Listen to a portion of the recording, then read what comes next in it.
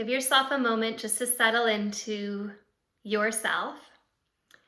And let's close our eyes and welcome ourselves into our practice today as we begin our exploration of what prana is and how we feel that in our bodies. So close your eyes.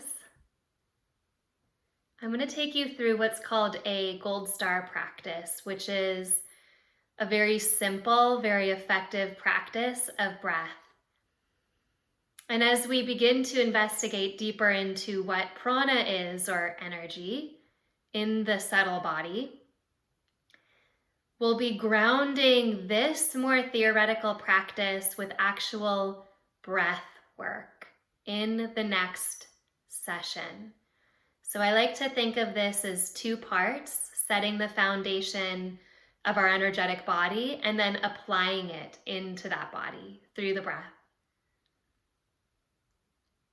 Even here, as you inhale, can you feel that the breath draws downward?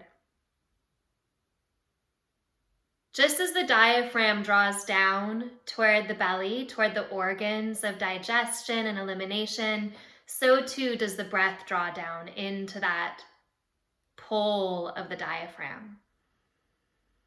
And as you exhale, there's a releasing up the length of the spine from the diaphragm. There's a releasing back up through that column of the spinal channel to the top of the head. So very simple practice.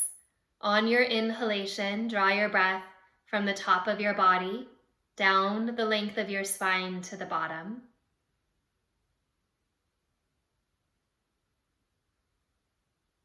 From the bottom of your body, from your tailbone, up the length of your spine to the top. Keep your attention on that movement. Inhaling downward.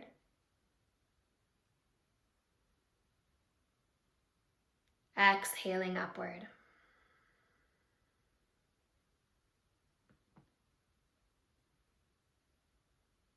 Prana means life force or energy, or that which is infinitely everywhere. But you begin to notice that there are actually movements to that energy, kind of broad general patterns. The way air currents move the wind, the way sea currents move in the ocean.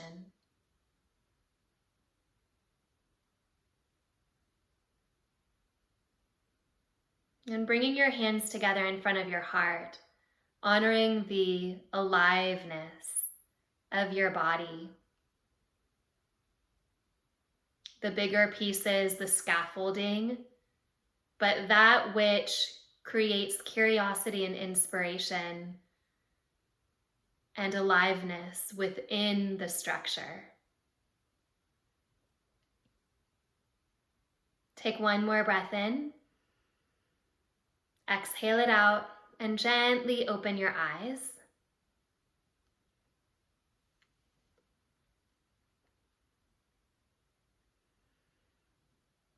Hello, everybody. Today we're talking about prana, and we'll actually be talking about all of the movements of prana and what happens with those movements, because of those movements, and through those movements. A little note about prana, which I think is really wonderful. There is a doctor, a British doctor, he's an ER doctor, as well as a doctor of Chinese medicine. So he holds several degrees, Dr. Keown. And he wrote a book called The Spark in the Machine. And in that book, it's a very beautiful book. Prana in some cultures is referred to as chi. But he makes note that it's really hard for those of us who are scientifically minded to say for sure what prana is, how it moves in the body, and then to measure it. But he has put forth a theory which is compelling and beautiful and elegant and so straightforward that it's really worthy of our investigation. And that is looking at the fascia, or the system of connective tissue in the body. Very briefly, fascia is a system of connective tissue. Technically, your blood is a kind of connective tissue. Your bone is a kind of connective tissue. It can be more solid, it can be more liquid, but essentially it is kind of what wraps around muscle, wraps around bone, wraps through the body, creates these different layers, separates the organs, encapsulates things, but it's really in the whole system of your entire body. And your fascia is made up of collagen fibers. And these collagen fibers line up in such a way that they actually create pathways. And the way that they line up and the nature of this collagen is such that it actually emits electricity very quickly, faster than the nervous system. So these electrical impulses and the channels through which they run, and when you look at the fascia, it starts to really make sense. Along these meridian lines, there really are these kind of movements of how the fascia intertwines in the body. And it starts to resemble that electric impulse, or what the yogis would call that which is infinitely everywhere, or that spark of aliveness in the physical body. So yes, fascia gives us kind of a route to think of prana in the physical body, but it's still nonetheless a fairly esoteric topic with esoteric roots. The yogis believe that depending on the text, we have quite a lot of these energetic channels in the body. So what is prana? Well, you might know prana as just breath, simply breath. Breath is the link that connects body to mind, and then both body and mind to universal consciousness. This is a yoga foundational theory. And pranayama, or breath work, is said to control how we live, how long we live, the breathing techniques that activate the prana, enliven all of the elements within our bodies. And slowing down these processes can, according to the yogis, lengthen our lives and enrich and deepen our connection to the elements of the earth.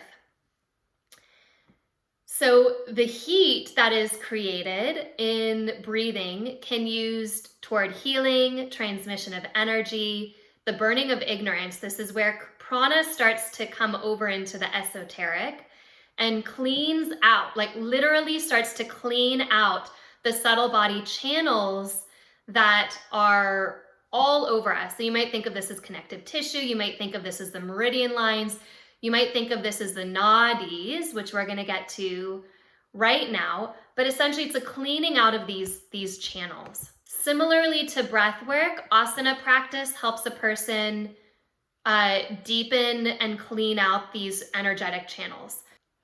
The nadis are the channels through which prana moves, okay?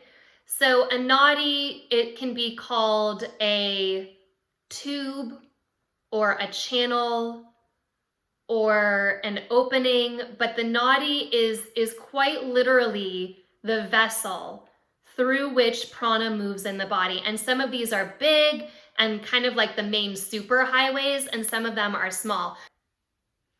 So you can think of these nadis or channels or tubes as little tributaries, as little rivers. You have the main river at the center, your central axis of your spine, and then you have all of these offshoots.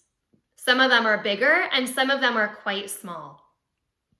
Okay, so the purpose of pranayama, and really even the purpose of asana, is actually to awaken this cleansing or clearing universal energy called Kundalini energy, which is something we're going to talk about a little bit more today, so that it uncoils, so to speak.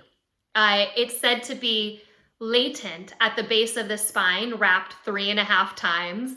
It's said to uncoil through the process of self-investigation, pranayama, and asana, and then to, as it awakens, as it moves through the body, cleanse the nadis, cleanse the channels. Is all of our karmas, all of our traumas, and really anything that is stopping us from seeing the truth or our inner heart, right?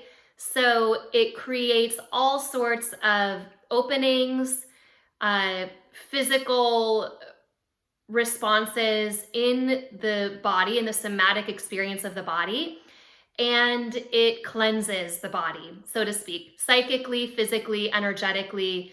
And if you haven't done work emotionally, then it will start to do that too, which can actually be a little bit of a re-traumatizing experience for some people, but not re-traumatizing in a way that gets you stuck in it, but in a way that's supposed to clean it through, okay?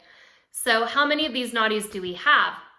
Well, it's said that we have 72,000 of them.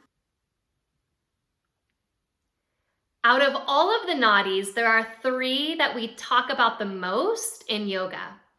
The central channel, called Sushumna, which is the main river, the main concentration for the energetic body. And then you have the, so to speak, feminine and masculine sides of Ida and Pingala, okay? So Kundalini moves through these 3 channels more pronounced, more strong than any of the other channels when it comes through. Okay, so Pingala is represented by the sun. It is connected into the right nostril, but then it crisscrosses through the chakras all the way down the body.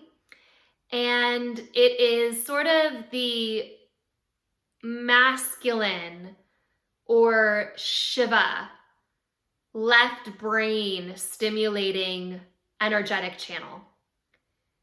Ida is the left nostril, and that is the feminine or lunar side, represented by Shakti, the moon, and all things feminine. And so that moves down the opposite channel, right? So these kind of crisscross over the chakra systems. They meet, they change course, they meet again, they change course, kind of like a helix, actually. They spiral as well as cross.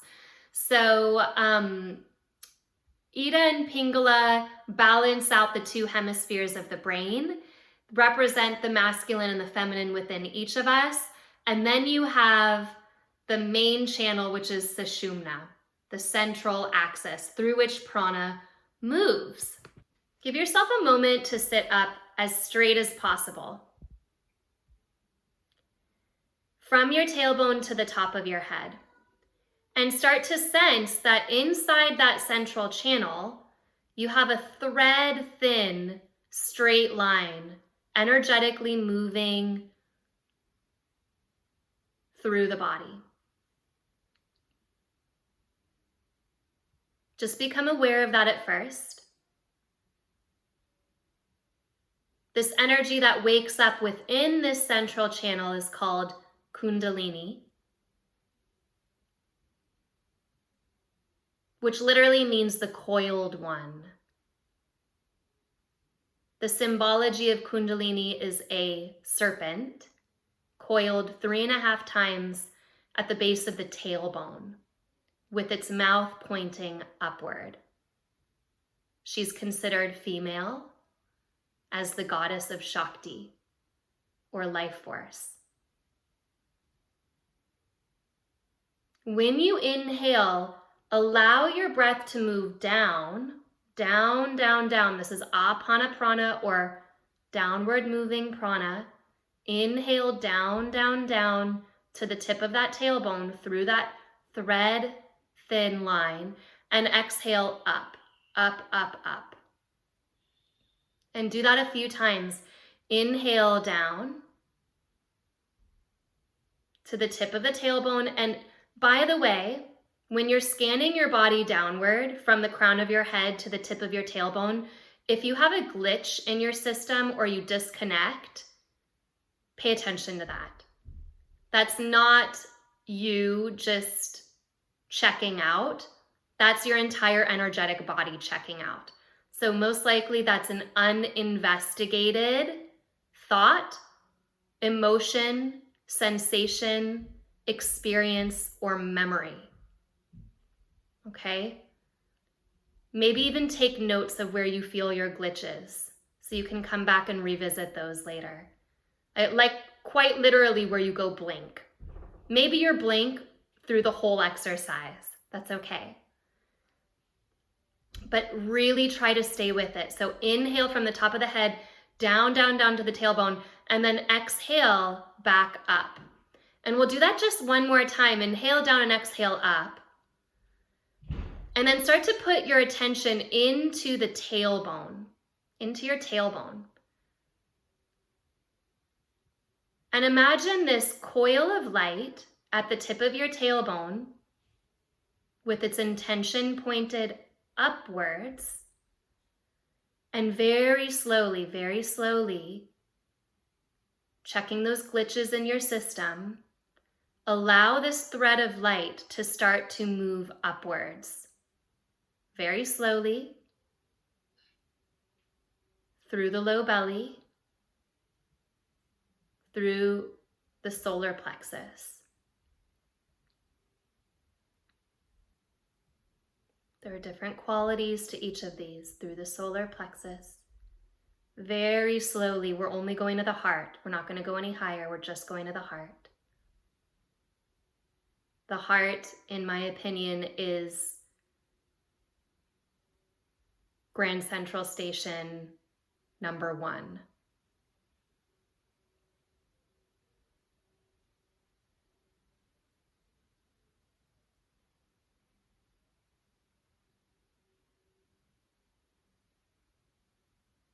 And then notice that little thread of light as it moves up into the heart.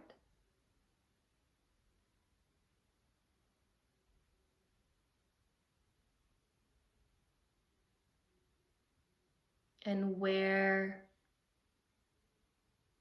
it wants to go from there. Kundalini is literally the intelligence of the universe, the intelligence of your heart, the intelligence principle of life. So we are trying to nod, bow to, and honor that intelligence principle so that it wakes up within us, saturates our heart, and then flows to where it needs to go. Just give yourself another moment with that.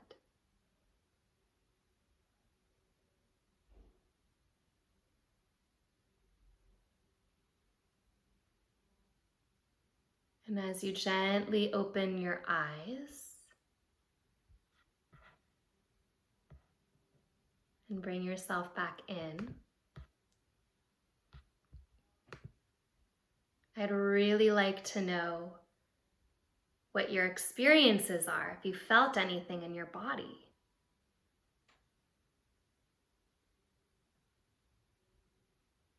Kundalini is very hot. That was definitely hot going up. Yeah. Because it's literally burning karma, so to speak. It burns out patterns that are no longer necessary for you to carry. So there is a tapas quality to it. You will burn yourself out. Some people that have Kundalini experiences end up in the hospital. Okay. Yeah. They end up being okay. It's the intelligence of the universe. But if you don't have support and you don't have community and you don't have grounded practice, it can make you think that you're losing your mind. It's happened to me, and it's happened to like so many people I know, so many people. They call it Kundalini syndrome. And it's unlike disassociation, it's unlike psychological experiences. It's a very existential kind of experience. Meditation will trigger it, pranayama can trigger it, near-death experiences can trigger it. But there are certain flavors to Kundalini being sparked in the body. And everybody's very clear that Kundalini yoga is not what I'm talking about, right? I'm talking about the energy that yoga system was named after. Okay. Just to scramble our brains an extra little bit, prana is both universal energy, universal subtle information, and it is also a subtype of prana. It's also one of the ways that prana moves. So it's the general category of prana, and then under that category of prana, you have the 5 ways that prana moves in the body. It is said that when prana comes into the body, it comes in through the spine, through the back top of the head, into somewhere about the mid-spine. And from there, it splits in 2. And from the midline of the body, it goes up as prana and down as apana. So we can see apana is that which roots us, that which connects us to the earth, and that which allows the elimination of body processes. Prana moves from the center of the body upwards. So that is in charge of the eyes and the ears and the receptivity of the upper part of the body. It's like a wind. It moves in these different directions as winds. Udana is also an upward moving form of prana, but it has more to do with the mind. So from the heart specifically through the throat and up into the mind, Udana is kind of that rebound upward. So all of the sense organs are connected into Udana. Then you have Vyana, or general body circulation. And that's connected to the heart, which then pumps prana outward into the circulatory system of the body. And you have Samana, or that movement of prana that assimilates, churns, circulates, and absorbs, okay? The flow of prana vayu moves in and up, nourishing the brain and the eyes. And apana vayu is really, it's connected to our sexuality, to our grounding into the earth, reproduction and elimination. Interestingly, it's also connected to the in-breath, inhalation. Prana is exhalation, which is sort of counterintuitive. Apana is inhalation. But when you think of the movement of the heart and the diaphragm, it makes more sense. Those actually tug down when you inhale and move up when you exhale. That's why, right? Vyana is, again, we talked about this as circulation, moving out to the periphery, from the center of the heart out to the periphery. Udana, throat and up, holds us up, governs speech, self-expression, and growth. And then Samana is really that umbilical energy that moves from the out to the in, okay? Digestion and assimilation. Okay, so those are our Prana Vayus.